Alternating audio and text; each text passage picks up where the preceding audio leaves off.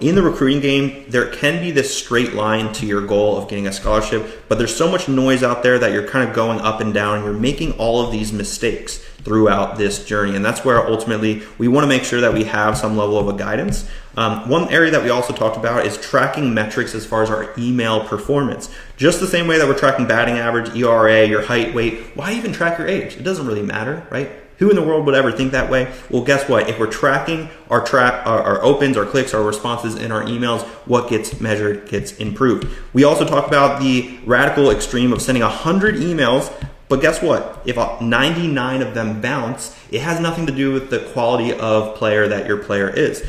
What if we send 100 and 100 of those emails get open, but nobody clicks on your emails? Again, with the understanding of how we actually need to track our emails and how they're getting clicked or opened or respond, that's going to be how we navigate the college recruiting process with data-driven decisions. We also talked about how D1 athletes will walk on and how much more difficult it will be. We also talked about, let's see what else we talked about. We talked about how the athletic department will help you get admitted into a specific university or a specific college program. We also talked about how college coaches will stay very, very diligent on their decisions on who they give scholarship money on. And then maybe this one guy, joins in, walks on, and basically is given some playing time. I also talked about basically stacking all of my odds in my favor because I wanted to make sure that I was putting myself in the best situation as possible. So I was shooting for the stars as far as D1, so that way I could only go through the college recruiting process once rather than going through it 3-4 times.